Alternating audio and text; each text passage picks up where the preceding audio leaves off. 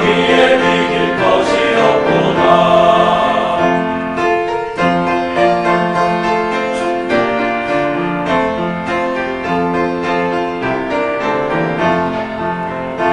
내 맘이 다하였어 주님을 따르며 길이 나를 사랑하리니 물불이 두렵잡고 장거리 거본데 주는 높은 산성 내 방 되시라. 내 영혼 먹이시는 그를 내누리고 나 친히 주를 뵙기 원하네. 주는 저 산 밑에 백합 빛나는 새벽별 이 땅 위에 비길 것이 없구나. 아멘.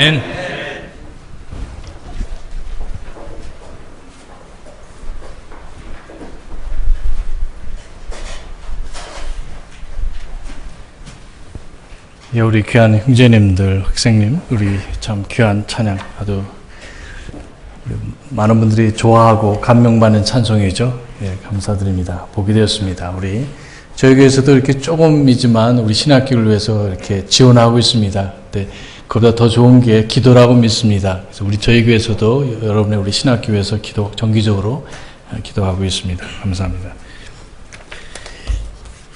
예, 아까 제가 뭔가 빠뜨렸다고 생각했는데 중요한 건 아닌데요. 그 스트라우스 박사님 얘기 잠깐 하고, 예, 그래서 이분이 그렇게 철저하게 학문에 대해서는 하시는 분이지만 아주 그 가정 중심의 또 그런 본이 되는 그런 분이십니다.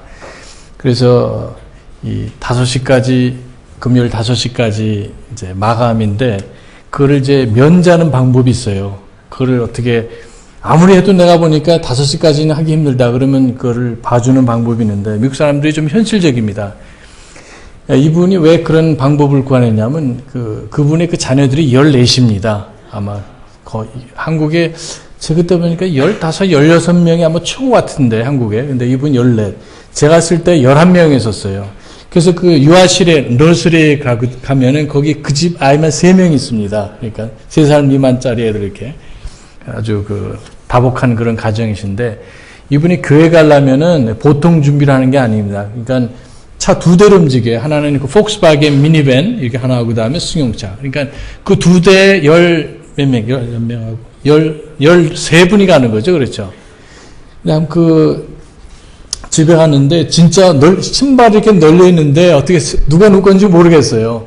근데 이분이 얼마나 부지런하신지 여름 강의도 항상 준비를 하시고, 여름 그 서머 세션이 이렇게 오픈되면은 그런 강의를 준비하시는데 항상 답변이 주시고 항상 준비를 많이 해오세요. 이분은요. 어떤 질문들이더라도 이렇게 답변 못 하시는 경우를 못 봤습니다. 근데 그걸 다 하시고 끝나고 뭐 하냐면은 그 식구들이 많으니까 아르바이트를 하세요. PhD 갖고 계신 분이. 그래서, 그 썸머 세션이 끝나고 그래도 많이 남아있으니까 저하고 같이 그 기숙사에서 일을 하십니다. 청소하고 뭐 닦고 이런 거. 그 다음에 마루 이거 갈아내 이런 공사. 그 다음에 칠하는 거 이런 걸 다 하시고. 그럼 일주일에 40시간이라고. 플러스 그거 끝나면 집에 가시는 게 아니라 또, 경비소로 가세요. 그러니까 보통 부지런한 분이 아니잖아요. 그러니까 강의 자체는 뭐 말할 것도 없고 그런 가정일 또 필요한 것들을 그렇게 하시는데 대단하신 분이고, 어쨌든 그래서 그런지 몰라도요, 5시까지 만약에 과점을 못하면은 한 가지 방법이 있는데, 그것은 뭐냐면 자기 와이프를 데리고 외식을 시켜주면 면제 줍니다.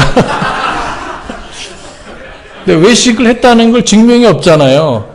증명이 없으니까, 없으면 안 되니까. 그러니까 사람들은 믿어는 주지만 그걸 통하지 않으니까 반드시 영수증을 첨부를 해야 됩니다. 그럼 월요일날 5o'clock까지 내도 돼요. 처음에 이제 그걸 할 수가 없으니까 집사람, 여보. 뭐 저희는 사실 처음 3년 동안 전화를 못 나섰어요. 마지막 1년만 전화를 할 정도로 돈이 없었습니다. 그러니까 겨우겨우 살아가는데, 집사람 보고. 그러니까 저희가 맥도날드 가면 큰 외식입니다, 그때. 여보, 우리 맥도날드 한번 갈까? 이렇게 얘기를 했어요. 그러니까 웬일로 이렇게 얘기하는가 이렇게 반응을 했는데 가자고 그래서 우리 애 데리고 이제 갔어요. 근데 그 당시에는 맥도날드는 영수증을 안 써줍니다. 그래서 그걸 받아가지고, 꾹 받아가지고, 그 다음에 이렇게 그 과제물 있으면 걷다가 딱 핀으로 해가지고, 여기 갔다 왔기 때문에 나는 면제받을 자격이 있습니다 하고, 몇 번 그랬습니다. 나중에 들통이 났습니다, 저도. 근데 참, 그 재밌잖아요. 가정. 그다음에, 자기 아내를 그렇게 배려해주면은, 그런 걸 봐주는 그런 좋은 마음이 있으신 분입니다. 지금도 그 두 분이 아주 아름다워요. 두 분만 지금 계시는 것 같아요. 그때 막내 한 번 왔었죠? 한국에 같이. 귀한 분입니다. 예, 감사합니다. 오늘 그 역사에 대해서 이 두 번째 시간 말씀을 드렸으면 합니다. 그래서 그 내용은 6페이지, 이제 7페이지 이렇게 계속 되는데, 첫날 잠깐 소개만 해드렸는데, 그래서 이 근본주의는 19세기, 20세기 이렇게 연결되는 개신교, 성경으로 돌아가자 하는 그런 운동이었고, 그것이 한편으로는 대단한 운동이었으면서도 또 한편으로는 미흡한 부분이 있었다는 것을 이미 말씀드렸습니다. 그래서 2000년 그 그리스도 크리스천리티 역사 이렇게 보시면은, 혹은 교회 이렇게 보시면은, 그전엔 그런 근본주의라는 것이 없었냐? 그건 아니라는 것이죠. 계속 있어 왔는데, 특별히 19세기 말에 그렇게 분류게 된 거고, 그 전에는 우리가 역사를 보시면 아시겠지만, 초대교회 그리스도인들은 처음에 믿는 자들 혹은 제자들이 우리 사도행전에 계속 나오지 않습니까? 그 다음에 안디옥 교회에서 우리 그리스도인이라고 나오고, 우리 그리스도인이라는 말이 성경에서 몇 번 나오죠? 3번 나오죠. 그래서 그 크리스찬 3번 나오고, 그 다음에 또 구약과 신약을 통틀어서는 그 믿는 사람들, 그 성도들이라 이렇게 나오는데, 제일 많이 나오는 말들은 제가 알기로는 성도들 같아요. 그래서 콘코던스 한번 찾아보시면은 구약의 신약에 많이 나옵니다. 그러니까 그분들이 우리 고린도전서나 또 에베소 보면 그 신실한 자들, 고린도에 있는 신실한 자들, 그리스도의 피로서 거듭나고 고린도 교회를 이루는 그 성도들, 이렇게 말을 했는데, 이분들은 신실한 자는 분명히 성경의 가르침을 믿고 가르치고 증거하는 사람들이었다. 이렇게 우리가 당연히 믿을 수가 있습니다. 또 말씀뿐만 아니라 성경 자체를 보존하고, 우리 아마 그 닥터 스라우께서 오셔서 그 received라는 거 아주 아마 강조를 한번 하셨을 거예요. 그런 걸 참조하시면은 그분들이 그러니까 예수님의 지상 명령을 순종해서 계속 이제 교회를 개척해 나가고 선교 활동하고, 그래서 지중해 안에 많은 교회들이 세워지게 되고, 그다음에 초대교회들이 이루어지게 되었습니다. 또 참조적으로 말씀드리면 이 기독교사하고 그다음에 교회사가 다르다고 전번에 제가 2년 전에 와서 말씀드린 적이 있는데, 교회사는 기독교사가 아니고 기독교사는 교회사가 아닙니다. 교회사라는 거는 성경에서 말씀하는 그대로 성경적인 교회들의 역사를 교회사라고 말해요. 그거 말고 천주교 포함하고 심지어 이단들을 포함해서 하여간 다양한 그런, 하여간 예수 믿고 하나님 믿는다는 사람들의 그 2000년 역사를 보통 기독교사하고 그리스도교사라고 이렇게 말을 합니다. 그래서 용어가 좀 틀려요. 그래서 좀, 왜냐하면 저는 어떤 의미에서 그 의도적으로라도 교회가 중요하다는 것을 늘 강조하기 때문에 그렇습니다.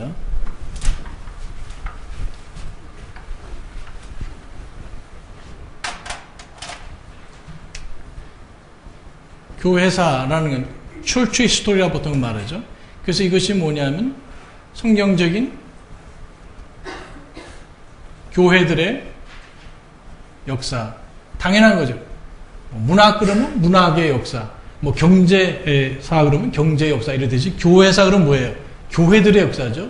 그래서 이게 우주교회관을 가지고 있으면은 하여간 자기 자신이 그리스도인이라고 부르는 그런 사람들, 예수 믿는 사람들이라고 부르는 사람들의 역사로 생각을 하고 있다는 겁니다. 그것이 우주교회관이고 그것이 우주교회의 역사, 실제적으로 그것은 교회사가 아니라는 겁니다. 교회는 말씀드렸잖아요. 구원받고 침례받은 사람들이 의도적으로 자발적으로 한 지역에 모여서 독립된 조직체로서 거기에 뭡니까? 교회 직분과 교회 그다음 의식과 그다음 교회 사명을 가지고 주님을 섬기는 무리다란 말이에요. 어셈블리, 회중이다 이런 뜻입니다. 자, 그것이 교회에 좀 길지만 교회 정인데 그런 사람들의 그 역사가 있어요, 없어요? 초대 예루살렘 교회, 그 다음에 여기 안디옥 교회, 또 그 다음에 무슨 가이사라에 있는 교회, 또 그 다음에 쭉 해서 그 사도 바울을 통해서 세워진 많은 교회들이 있잖아요. 성경에 갈라디아에 있는 교회들. 갈라디아는 갈라디 교회가 아니라 교회들입니다. 그 지역에 있는 여러 뭐 더벤, 루스다 이렇게 해가지고 그래서 그 에베소 교회, 고린도 교회, 또 데살로니가 교회 이렇게처럼 그 교회들의 역사예요. 그냥 그런 의미에서는 사도행전은 교회의 역사입니다. 근데 이거와 달리 이거는 이제 Church History. 이거 말고 기독교사가 있어요. 기독교사. 혹은 그리스도교라고 기독교사. 자, 이거는 History of Christianity. 예, 저는 기독교라고 혹은 그리스도교라고 불리는 모든 사람, 그 말에 뭐냐면 천주교도 포함돼요. 그 말은 뭐냐면은 천주교는 교회사에 포함이 됩니까? 안 됩니까? 천주교는 참된 교회가 아니기 때문에 안 된다는 겁니다. 쉽게 말씀드리면은. 그래서 이제 그러니까 제가 그 처음에 유학 갔을 때 참 감사드린 것 중 하나는 뭐냐면 그 신학교에서는 학부에서 침례 교회사를 가르칩니다. 그 침례 교회사를 보면은 결국 그게 뭐냐면 교회사예요. 왜냐하면 중세 때는 천주교는 교회가 아니기 때문에 주님의 피로 사신 교회가 아니기 때문에 그걸 우리가 배우지 않습니다. 그러니까 정말 성경적인 교회들을 역사를 이렇게 추적을 해가지고 배운 그런 거였는데 대신에 기독교사, 그리스도교 혹은 여기에 지금 말한 히스토리 오브 크리스천리티는 저희가 배우질 학부에서는 가르치질 않았습니다. 그러니까 여기에 우선적으로 학부만 졸업해서 나가서 사역하는 사람들을 위해서 자기 자신이 어떤 사람인지를 알아야기 때문에 그 침례교회사를 2학기를 가르쳤어요. 그리고 침례교회 7위에 대해서 베프티스 팔러트에 대해서 한 학기를 이렇게 가르쳤습니다. 그리고 차라리 히스토리 오브 크리스천리티라는 것은 그러니까 뭐 교파, 교단 이런 걸 다 떠나서 하여간 예수 믿는다고 말하는 사람, 거듭났든지 안 났든지 상관없이 세상 사람들이 볼 때 기독교라고 말하는 그 역사는 대학원에서 가르쳤어요. 두 학기를. 그러니까 강점은 뭐냐면 그 졸업한 사람들은 자기가 누군지 알고 배출돼서 밖에 나가서 사역한다는 것이죠. 근데 이제 많은 신학교에서 출처 히스토리 혹은 베프티스 히스토리는 한 학기밖에 안 해요. 그리고 일반 이제 여기 한국인의 장로교 신학교나 뭐 다른 교 다 해서는 뭐냐면 교회사라고 가르치자면 막상 그것은 뭡니까? 히스토리 크리스천을 가르치고 있는 거예요. 초대교회사 혹은 뭐 중세교회사. 저도 그래서 대학에서 비록 전공은 기계공학이지만 교환 과목을 선택으로 중세교회사를 들었습니다. 근데 정확하게는 그것은 중세교회사가 아니라면 중세기독교사입니다. 그 중세교회사는 뭐가 나오겠어요? 다 천주교 얘기 아닙니까? 예. 그러니까 그 사람들은 그 상관없이 쓰지만 정말 성경적인 교회관을 가진 사람들은 이것을 반드시 구분해서 하고 신학교에서도 이거를 커리큘럼을 구분해가지고 이것은 그냥 학부에서 침례교회사를 갖다 배우고 그다음에 여기서는 대학원에서 이렇게 가르치는 그런 게 있습니다. 그래서 그러니까 결국은 근본주의를 하더라도 교회관이 분명하셔야지 이걸 제대로 이해하실 수 있는 겁니다.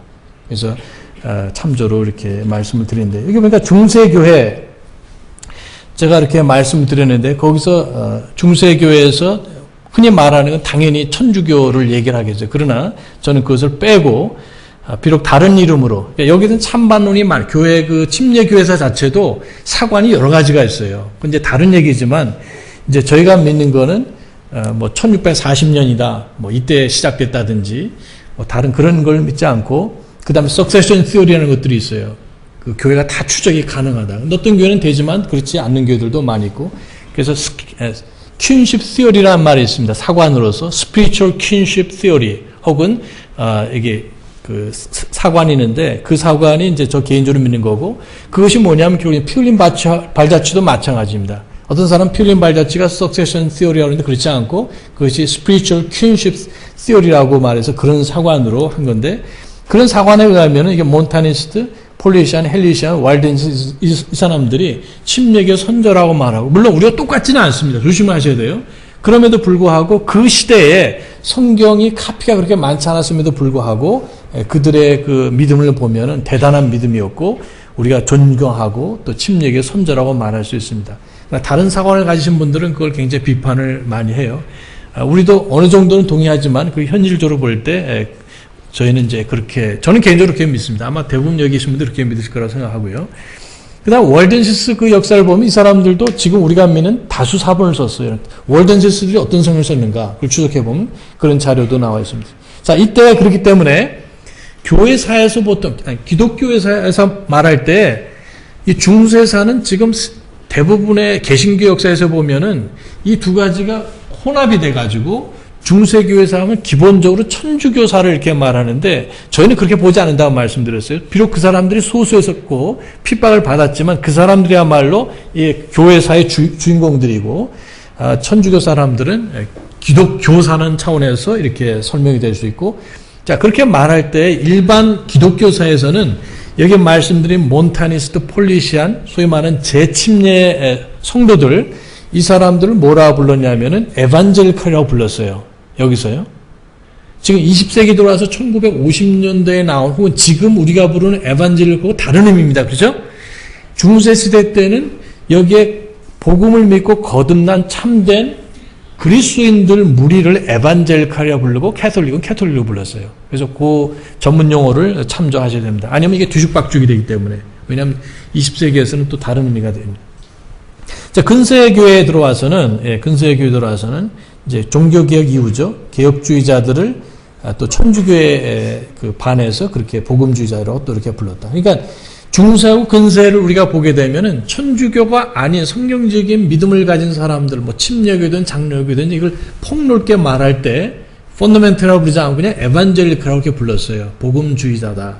이제 그 우리 기독교사에서 보통 말할 때는 현대에 들어와서 이제 19세기 말 20세기 들어와서 근본주의 이런 말이 처음 소개됐다고 말씀을 드리고 그 사람들은 5가지 5 포인트 그걸 가지고 축장감과 예수님의 신성, 대속적인 죽음, 신체적 부활, 임박한 재림을 믿는 사람들을 이제 펀더멘탈리스트다. 교파와 상관없이 그렇게 말하고 그 동시에 그 사람들이 또한 에반젤리컬로도 불렸어요. 예, 그거까지 따라오실 수 있죠. 예. 중세, 근세 때는 뭐냐면은 캐톨릭이 아닌 성경적인 믿음을 가진 사람은 포괄적으로 이게 에반젤리컬, 복음주의자다 그렇게 말하고 19세기, 20세기 와서 근본주의 운동이 시작되면서는 그 5가지를 믿는 근본 교리라고 말해. 그것만은 아니지만 그리고 5가지 믿는 사람을 펀더멘탈리스트 혹은 에반젤리컬로 이렇게 또 불렸어요. 그게 자꾸만 이렇게 시대가 지나면서. 자, 이제 이 얘기가 드디어 나오게 되는데요. 예. 그 우리 도표를 잠깐 보시면 이제 도움이 되겠습니다.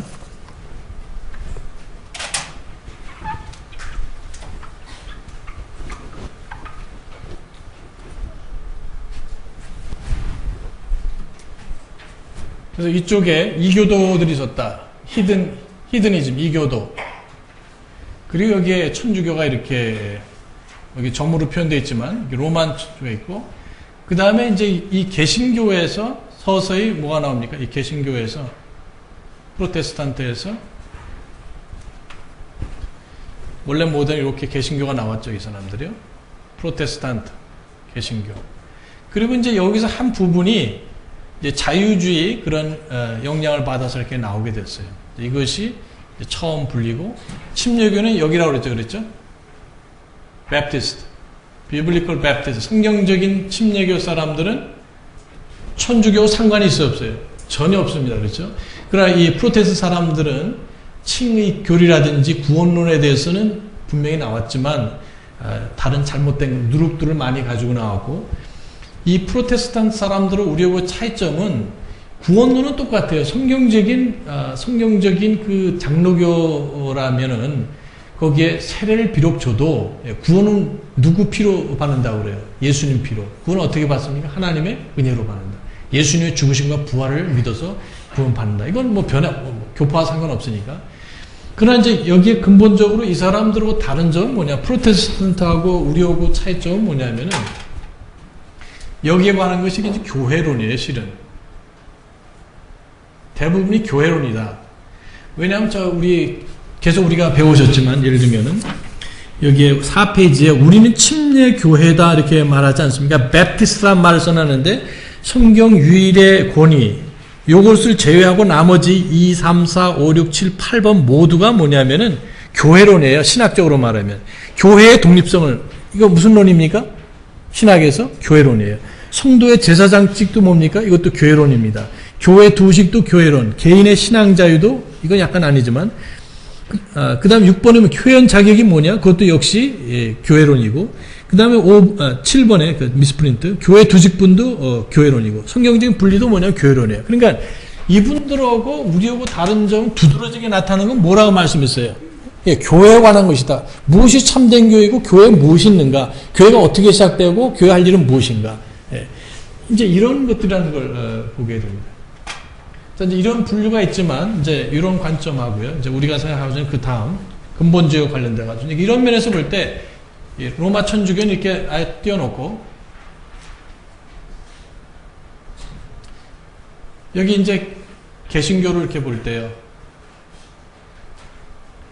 여기 이제 복음주의, 우리 여기에 포함된다고 그랬어요. 그런 의미에서는요. 혹은 20세기 들어오면서 이게 이제 근본주의다. 이것이 동의어입니다. 그러니까. 같은 말이다. 그 당시에. 이것이 20세기 들어오면서 이렇게. 그러니까 이렇게 나오게 된 배경은 뭐냐면 여기에서 뭐가 나왔어요? 예, 자유주의가 이렇게 나왔기 때문에 독일 철학과 신학의 영향을 받아 자유주의가 이렇게 나와서 나눠지게 됐어요. 이 사람들은 뭘 믿는 사람이에요? 5가지. 근본주의, 근본적 신앙이라고 말하는 5가지를 가지고 이렇게 분리가 이렇게 되었습니다. 근데 이제 이것이 20세기, 그 다음에는 어떻게 되느냐? 자, 계속 하시겠죠? 제가 지원하겠습니다, 일단은요.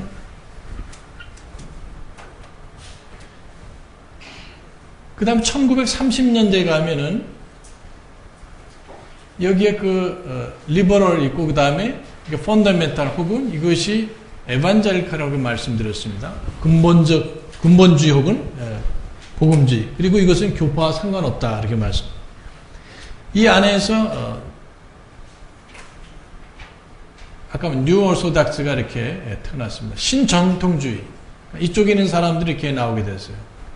그러니까 그 이유는 뭐냐면 이 사람이 지나칠 정도로 노골적으로 성경을 부인하고 예수님을 부인하기 때문에 그건 너무 지나치다 해서 새로 나오게 된 겁니다. 그래서 이 사람들이 주장한 것은 뭐냐?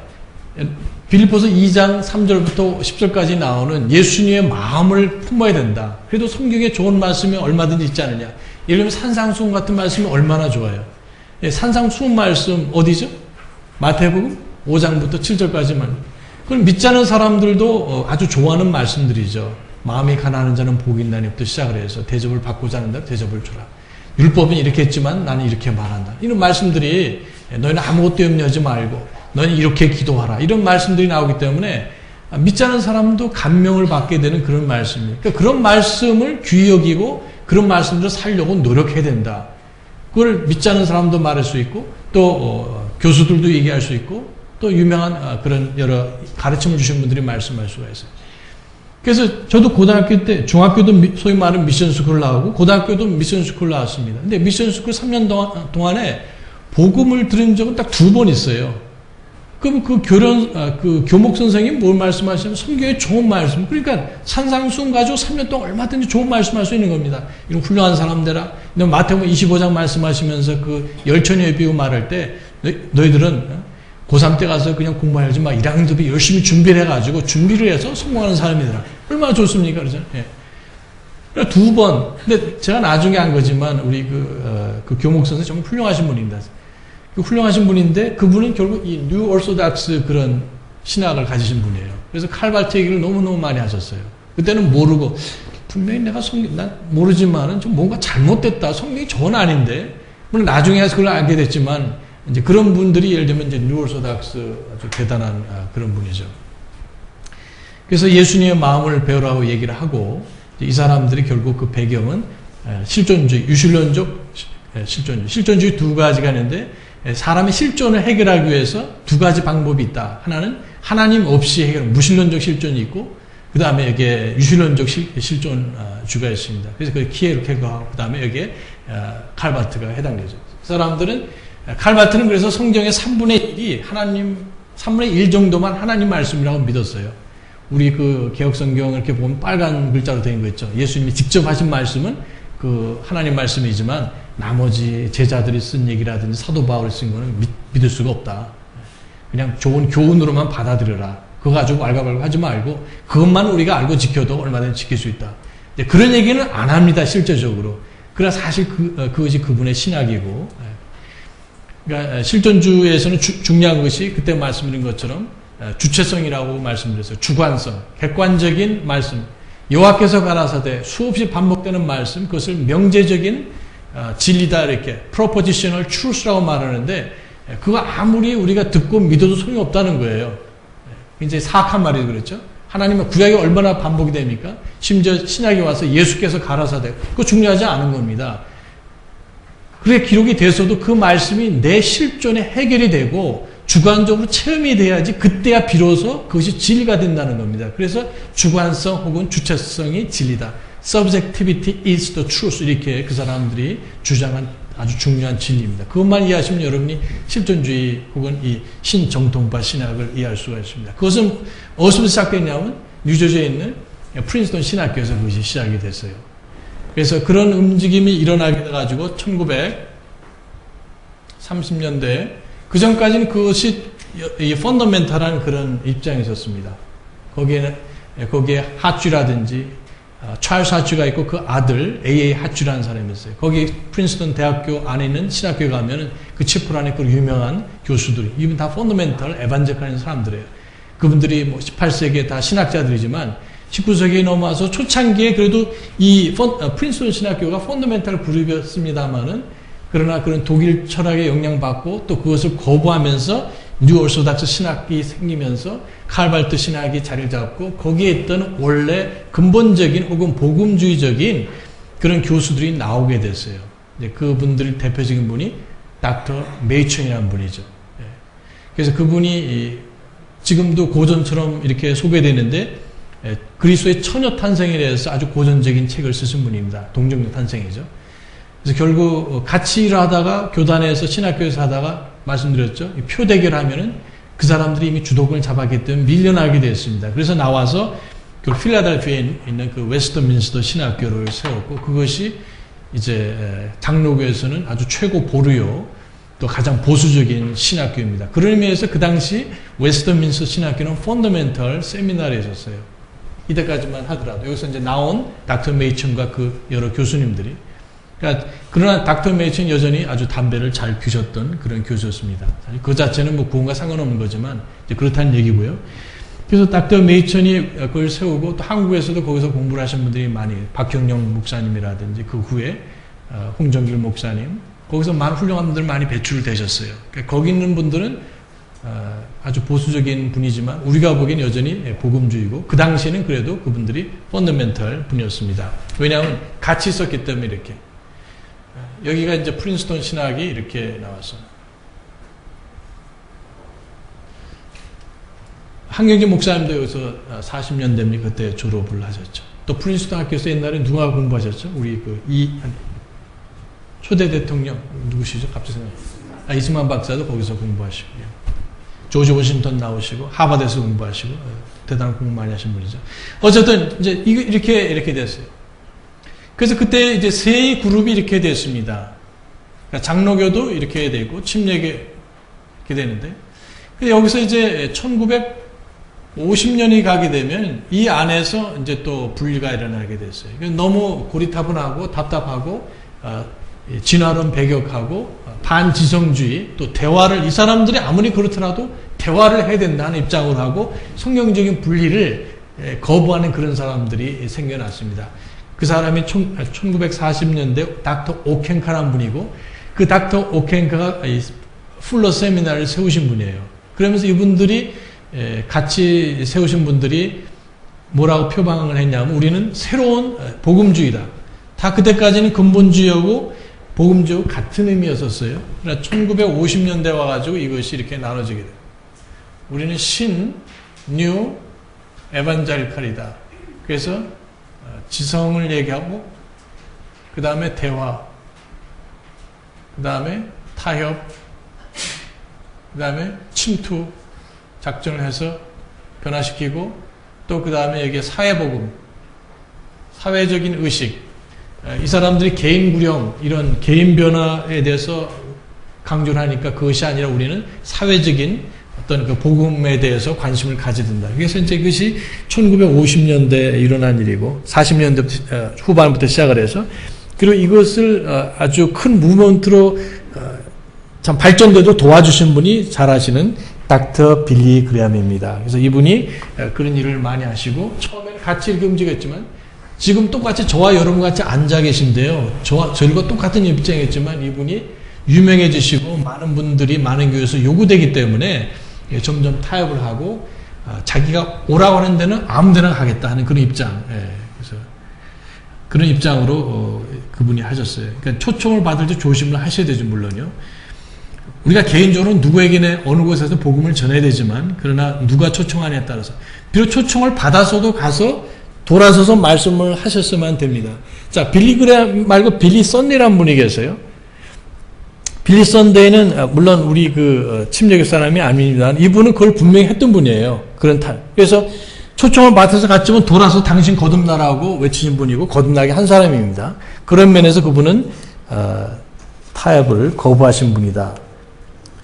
자, 어쨌든 여기에 이제 이런 일들이 일어나게 됐고, 그래서 이제 신학교들도 이렇게 나눠지게 돼서, 우리 반복은 하지 않겠습니다. 그게만이. 이것이 이제 1950년대 일이고요. 이게 1950년대. 이제 80년대에 이렇게 들어와서 어떻게 보면 이제 이 펀더멘털 안에 좀 이렇게 되는데요. 그래도 이 구분이 좀 많이 됐었어요. 한 30년 동안은 이 펀더멘탈 서클에서 여기에 이제 뉴 에반젤리칼.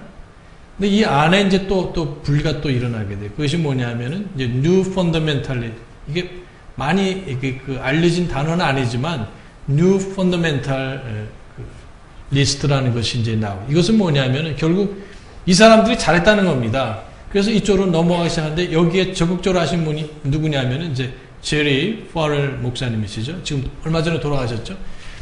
그래서 이분은 성서 침례교 신학교를 나오신 분이고, 그리고 1950년대 이렇게 그렇게 하셨지만 56년도입니까 졸업하시고 많은 영향을 끼치시고, 하지만 이분이 70년대 들어오면서 모럴 모저리티 운동을 하시게 됐어요. 그것은 뭐냐면은 도덕적인 다수라 이렇게 불리는 것인데, 미국이 점점 타락하고 도덕적으로 영적으로 타락하기 때문에 이것을 돌이켜야 된다. 그래서 그분이 정치적인 어떤 러비스트 그룹을 만든 거예요. 일종의 로비까지는 아니래도 로비는 돈이 들어가니까.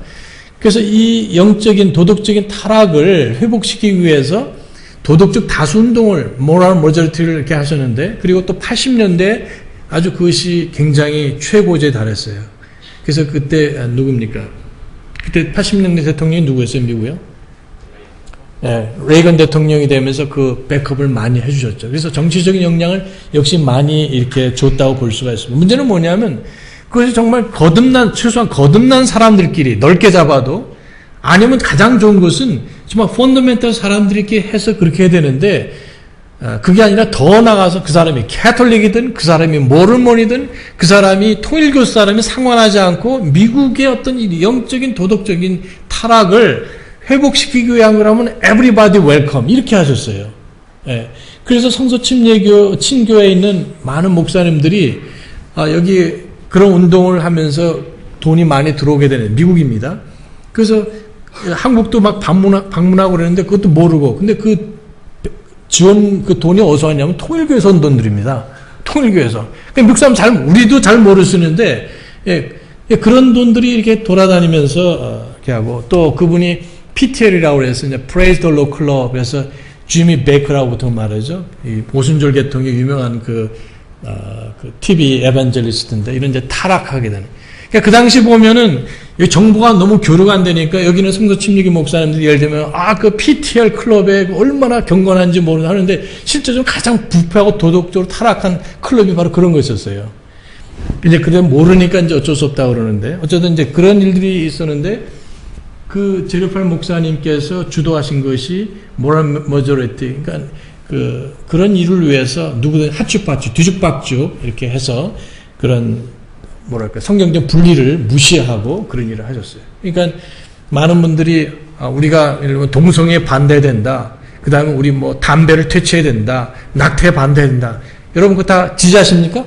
그렇죠. 다 하지만 자칫 잘못하면 여기는 믿지 않는 사람도 올 거고 이단들도 그렇게 하고 몰몬 사람들 별별 사람들이 다 오거든요. 그런 문제가 되는 거예요. 그거 자체 우리가 적극 지지하지만 나서서 하지 않는 것은, 또 혹은 다른 좋은 방법으로 하자는 이유는 뭐냐면 교회 이름으로 하게 되고 우리 어떤 믿음의 이름으로 하게 되면 결국 타협을 하게 되는 겁니다. 마귀의 아주 그 교활한 방법인 것을 보게 돼요. 그렇게 되니까 그분이 전에는 은사주의자들에서 적극적으로 반대를 하고 심지어 정죄까지 했는데도 나중에 시간이 되니까 같이 일을 하시는 겁니다. 같이. 전에는 반대하죠. 우리 같은 형제들 뿐만 아니라 나와 당신은 같다. 그러니까 그분도 처음에는 바르기 시작했고 제카이스 목사님이라든지 다른 유명한 독립침례교 목사님 서로 돕고 강단 교류하고 패서 스쿨 오고 버스 사역 도와주고 다 했지만 결국 이제 80년대 후반에 와서는 이제 그런 일들이 점점 멀어지게 됐습니다. 그것이 80년도부터 출발했습니다. 그래서 여기 우리 김종호 목사님도 계시지만 1977년도인가 그 학교 리버티 유니버시티 그 찬양 그룹이 왔었어요. 그래서 저도 거기에 갔었는데 김종호 목사님도 그때 가셨었습니다. 기억나시죠? 예. 그래서 가셨는데 거기 초청한 사람들이 오면 김장한 목사님이세요. 우리 남침역에 유명한 분이고 훌륭한 분 아닙니까? 동방송 이렇게 하시고 그거에 대해서는 제가 말씀드린 게 아니라 그분은 어차피 남침역에 계시기 때문에 타협하시는 거고 우리는 충분히 이해가 합니다. 근데 그분이 미국의 독립침례교 목사님이라면은 여기 남침례교 목사님 초청되면 안 되잖아요. 그리고 거기에는 리버티에 있는 그 학교라든지 또 우리 제가 목사님은 BBF 성서침례교회 친교에서 교자 신문이기 때문에 한국에는 당연히 김우성 목사님이 계시기 때문에 교제할 수 있고 서로 얘기할 수 있는데 김우성 목사님이 초청하면 또 이해가 돼요.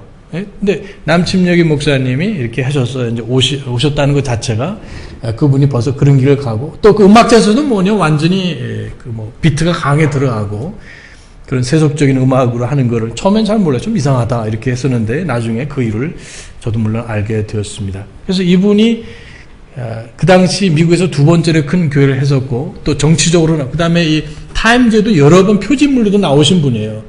또 여기에 정치인들하고 굉장히 밀접하게 했던 분이기 때문에 물론 그분이 그렇게 어떤 미국 정치에 좋은 영향 끼치는 거는 좋은 일입니다. 그건 저도 감사한 일이지만 그러나 이렇게 성경적인 분리를 무시하고 무너뜨리면서 하는 것이 그분의 문제였어요. 그래서 결국은 80년대부터 본격적으로 시작해서 2000년대 들어오면서는 그 교회가 공식적으로 어떻게 됐습니까? 남침례교가 됐어요.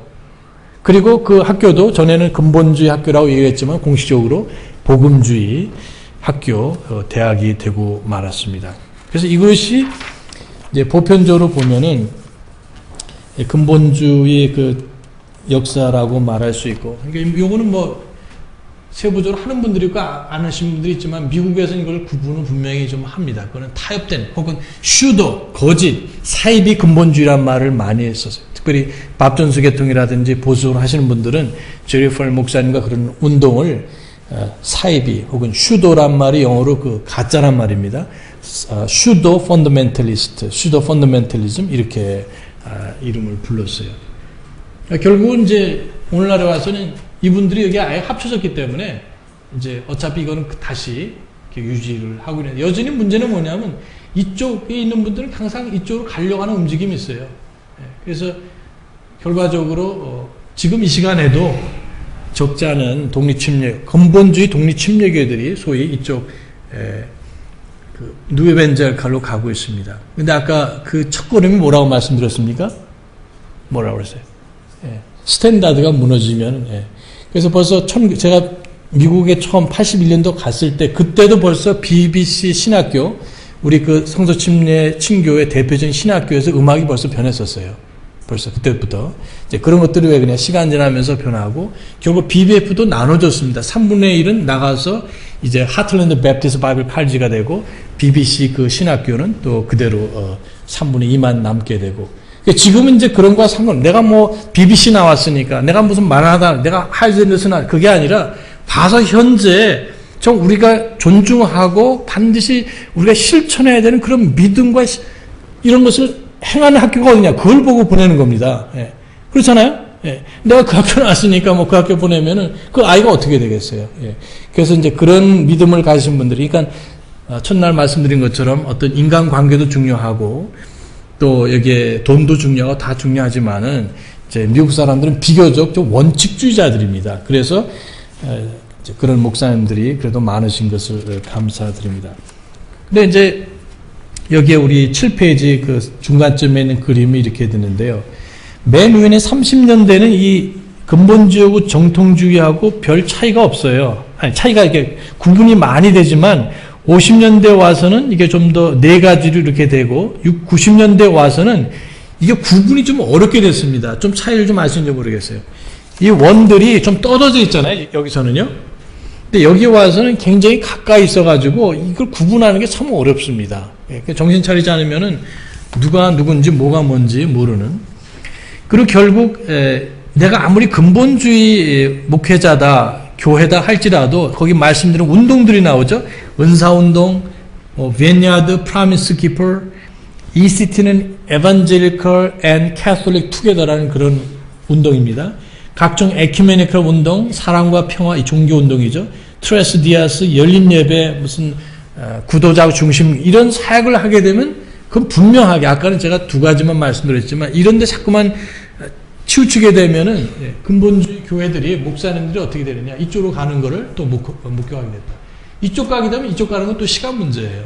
왜냐하면 일관성 있게 잘못돼야 되니까.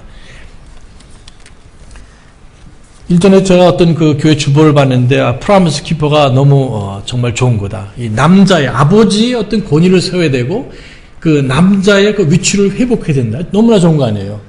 그래서 그 운동이 많이 일어나는데 한국 교회들도 많이 있고 좀 두란노에서 뭐 아버지 학교가 바로 그런 운동 비슷한 거죠. 일단 우리 가정에 남자가 살고 아버지가 살고 남편이 살고 가정이 회복되는 거 우리 모두 지지합니다. 그렇죠? 그러나 이것을 잘 부족하면 이걸 그 배경이 뭐냐 이걸 잘 보셔야 돼요. 그래서 프라미스 키퍼는 뭐냐면 결국 이 천주교하고 개신교 같이 하는 운동이고 그 운동을 같이 하기 위해서 뭐 7, 8가지 그 신앙 조목들이 있습니다. 그 조목들에 보면은 이런 재미있는 문구가 있습니다. 우리는 하나님의 은혜로 구원받는 것을 믿는다. 이렇게 써 있어요. 여러분 하나님 은혜로 구원받는 걸 믿으십니까? 들어오지 마세요. 저도 믿습니다. 그렇죠? 근데 이 문제는 뭐냐면 천주교 사람들도 요즘은 하나님 은혜로 구원받는다고 그래요. 천주교 사람들도 뭐 방언하고 성령 어쩌고 이렇게 얘기를 하는데 굉장히 조심해야 되고 천주교 사람들이 하나님 은혜로 구원받는다고 말할 때 아주 극소수지만 진짜로 그렇게 많은 사람이 있을 수 있는 가능성은 있지만 그 사람들이 뻔히 알면서 하나님 은혜로 구원받는다는 것은 그 은혜가 저와 여러분이 믿는 성경적인 은혜가 아니라 천주교 은혜인 것을 기억하시기 바랍니다. 그래서 이제 이건 제가 꼭 말씀을 드릴 것 같은데요. 그래서 은혜라는 게 은혜란 말이 있어요. 너희가 그 은혜를 인한 믿음으로 말미암아 구원을 받았다. 그래서 장로교회 가면은 예배 끝나고 나서 목사님께 인사를 드릴 때 은혜를 어떻게 했다고 그래요? 많이 받았습니다. 무슨 은혜예요, 그 은혜가? 그러니까 천주교에서 말하는 은혜는 성사를 말하는 칠성사를 말해요. 칠성사. 칠성사가 뭡니까? 유아세례, 그 다음에 견진성사, 그 다음에 뭐 혼배성사 있고요, 고해성사 있고, 그 다음에 뭐 종부성사, 뭐 이렇게 해가지고, 그 다음에 마지막에 이제 그 신부 서품까지 칠성례가 있는데, 천주교에서 말하는 은혜라는 건 뭐냐? 바로 그 성례를 통해서 바라기는 천국에 갈 수 있으면 좋겠다는 겁니다. 천국은 못 가고, 그것이 그 사람들의 은혜인데, 개신교에서는 이걸 뭐라고 말하냐면은, 은혜의 수단이라고 말해요. 은혜. 다시 은혜의 수단. 은혜의 수단. 어차피 개신교는 천주교에서 나왔기 때문에 그 미련을 못 버린 겁니다. 천주교에 있었을 때 은혜. 예수님 피로써 그 죽으심을 통해서 천국 갈 수 있고 그러는데도 불구하고 그게 자신감이 없기 때문에 결국 이 사람들은 성례를 만들었고 성례에 다 부지런히 참여를 하면은 그러니까 중세 때는 만약에 주일날 죽으면은 안 되는 겁니다. 전쟁을 주일날 안 해요. 큰일 나게 되고 안식일이고 뭐고 주일이고 해서 아는 것도 있지만은 그 신부가 이거를 안 해주면은 절대 연옥가지 못하기 때문에 천국은 못 가기 때문에 그런 날 피하는 날이 있어요. 주일 중에 일주간 중에. 그러니까 그 정도로 그 사람들은 이 성례가 사느냐 죽느냐 이런 문제입니다. 근데 이 개신교에서는 그거는 아니지만 뭔가 있다고 생각을 해가지고 말씀과 기도를 예를 들면 은혜의 수단 중에 포함이 됩니다. 그런 칠성사는 아니죠. 말씀과. 그래서 왜 장로교 사람들이 구원의 확신이 옛날에 많이 없었느냐. 신학적으로는 예수님 피로 죽으심과 부활을 통해서 구원받는다고 말하지만 그 사람들은 거기에 확신이 별로 없고 실제적으로 없다는 거예요. 대신 뭐냐면은 여기에 은혜의 수단을 통해서 means of grace라고 보통 말합니다. 그걸 통해서 구원의 보탬이 된다는 생각입니다. 그 배경은 어디서 왔습니까? 예, 천주교에서 왔어요. 천주교에서 왔고, 그러니까 뭐냐면은 설교 말씀 감동받아서, 내가 잘못했지. 앞으로 그렇게 하지 말아야지. 어떤 감화 감동을 받으면 예배 끝나고 나서 뭐라면 은혜 받았습니다. 그 말은 뭐냐? 내가 구원에 이르는데 좀 보탬이 됐다는 말이에요. 그렇죠? 저희 교회에서는 절대로 은혜 받았다는 말 쓰지 못하게 합니다. 다른 교회에서 오신 분들, 목사님 은혜 많이 받았습니다. 자연스럽게 나오거든요. 아마 다른 교회 다니시는 분들 아마 그런 습성이 있을 겁니다. 그래서 여러분 조직신학 책에 보시면은 개신교 사람들 쓴 거 보면 이 은혜의 수단이라는 게 나옵니다. 원래는 좋은 의미로 말하자면 결국 뭐냐면 구원받는데 보탬이 되는데 그게 확신이 없는 겁니다. 지금 이렇게 아무리 감화 감동을 받고 뭐 잘못을 떨쳐도 뭐 1년 되고 5년 10년 돼도 구원의 확신이 있을 수 없어요. 왜냐하면 이걸 계속 공덕을 쌓아야지 내가 구원을 받는데. 그러니까 오늘 주일날 와서 성경적인 구원 받은 것이 없으면 그저 또 구원의 공덕을 쌓은 것이 이제 은혜 받았다. 그럼 침례교에서 뭐라고 말합니까? 뭐라고 말합니까? 끝나고 목사님 감사합니다 얘기하지만 blessed, 복이 되었습니다. 다 같이 복이 되었습니다.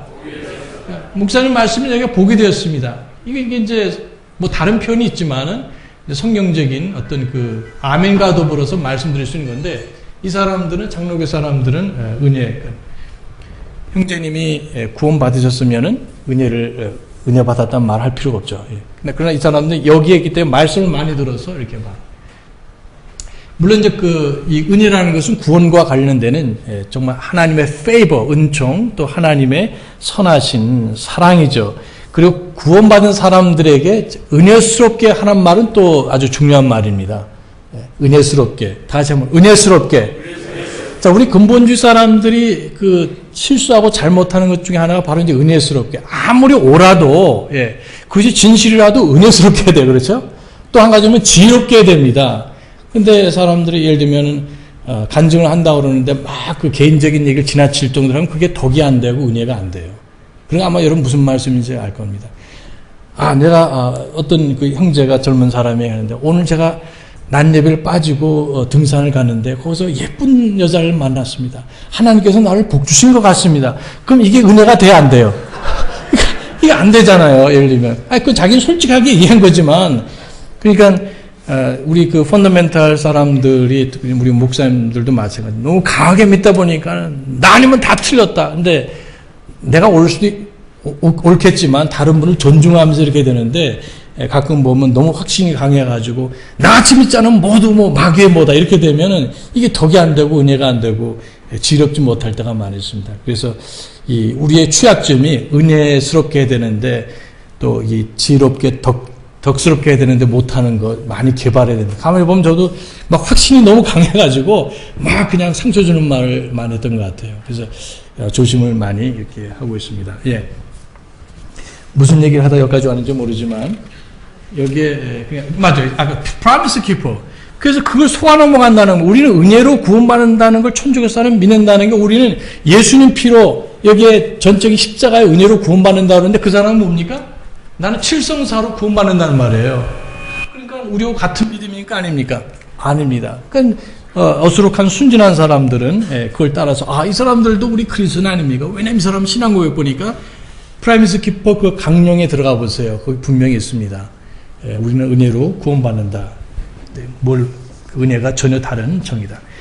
그래서 어떤 새로운 운동을 나올 때 조심하세요. 안 하면은 우리가 믿는 것 정반대의 바이러스가 들어오기 때문에 나중에 그거 고치려면 굉장히 아니 목사님 그때 그 프라미스 키퍼 좋다고 하시고서 왜 또 아니라고 말씀하시고 혼동이 되지 않습니까? 그럼 그만큼 신뢰를 또 잃어버리게 되기 때문에 그렇습니다. 제가 실제적으로 한 성도 침례에서 봤습니다. 프라미스 키퍼 너무 좋다는 거예요. 나중에 보니까 그 얘기가 싹 들어가는 거를 보게 됩니다. 요즘은 인터넷이 많이 있으니 어떤 새로운 운동이 있다 그러면은 무조건 다른 교회에서 한다고 하지 마시고 쭉 검토를 해보세요. 그러면 그런 자료들이 여기저기서 나올 수가 있습니다. 우리 거의 이제 마지막입니다. 우리 관찰을 좀 빨리 보겠습니다. 제가 그냥 넘어갈 것은 넘어가고요. 자, 2번에 관찰해서 우리 7페이지 2번에 근본주의 교회들의 변질은 문화교육 예배에서 먼저 시작한다. 그래서 문화라는 것이 문화라는 것이 뭡니까? 문화? 정의하기 어려운 건데요. 한마디로 말하기, 저도 아직 그 문화의 올바른 정의를 별로 못 들었는데, 그러나 제가 설명은 드려주세요. 이게 문화는 뭐냐면 진선미에 대해서, 절대적인 진은 아니지만 사람이 생각할 때 이것이 참이다, 이것이 선이다, 좀 양심과 관련돼가지고, 그 다음 미다. 예를 들면 중세 때는 뚱뚱한 사람들, 여자들이 미인으로 생각됐습니다. 지금은 어떻습니까? 홀쭉한 사람들이, 이런 사람들이 미인으로 이렇게 되고 아주 그 티네이저들도 애를 많이 쓰죠. 그게 뭐냐면 미의 어떤 문화 개념이 틀리기 때문에 그래요. 그래서 그 다음에 관원상제. 그러니까 이게 출세하고 또 장례 문화라고 보통 말하죠. 또 그 다음 결혼 문화, 그 네 가지가 있고, 또 하나 의식주가 이제 문화에 속합니다. 식문화라고 말하거든요. 의복도 하나의 문화죠. 우리 한복하고 서양 옷이 있는 것처럼. 그리고 주거 생활 문화 이런 것들이 있고. 그래서 요 진선미, 그 다음에 관원상제, 그 다음에 의식주에 가는 것들이. 그러니까 이거를 많이 우리가 그 미국의 독립침례교를 존중하고 많이 배우지만 그런 것들 한 번쯤 생각하셔야 돼요. 이게 한국교회에서 어떻게 되는가. 우리 한국 독립침례교에서. 그리고 그 외에 좀 이건 약간 학술적인 거지만은 어떤 세계관인가. 이건 좀 그 선교학에서 보통 말하는 건데 어떤 세계관인가.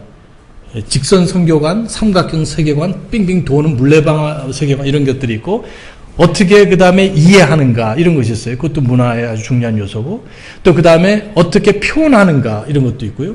어떻게 그 지적인 결론에 이르는가 또 맨 마지막에 보면 어떻게 결정을 하는가 이것이 굉장히 한국 사람하고 미국 사람하고 중요한 차이점 중에 하나입니다.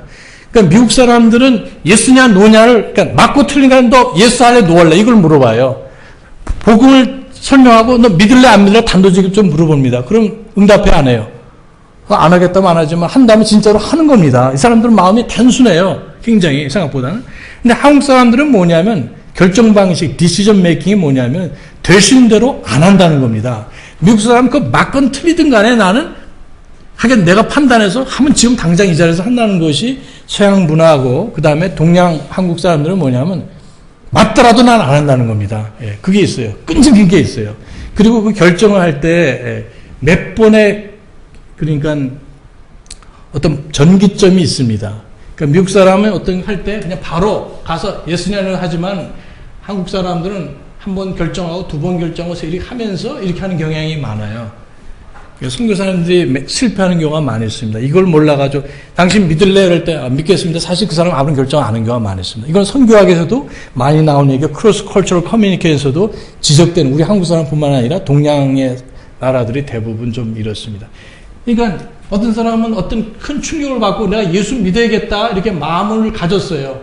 누가 죽었든지 아니면 큰 손실이 있어가지고 더 이상 이제 나 견딜 수 없고 예수를 믿어야겠다. 근데 많은 교회에서는 그것이 예수 믿는 걸 아예 간주하고 교회 나온 것 자체가 구원처럼 얘기하는 경우가 많이 있잖아요. 근데 우리 보기엔 그 사람 구원 받았어요? 안 받았어요? 아직 아니잖아요. 근데 이렇게 됐으면 이 사람의 마음가짐이 뭐냐면은 우리가 복음을 전하면 이미 결정이 다 되어 있습니다. 그래서 목사님 무슨 말씀이든지 내가 예수 믿겠습니다 나와서 그것 자체는 구원 아니지만 그때 복음을 제시하면 정확하게 받아들입니다.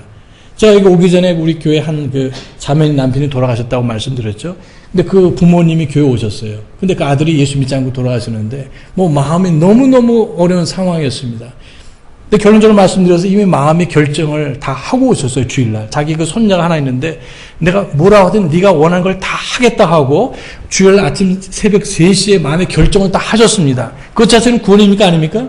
아니에요. 그럼 이분은 이미 무엇이든 간에 목사님이 얘기해 준 누구라도 성경에 대해서 뭐라고 믿으라 하면 내가 믿겠습니다. 결정이 다 되어 있습니다. 그러니까 그분은 복음이 제시됐을 때 이미 마음이 열렸기 때문에 그대로 받아들이고 구원을 받으셨어요.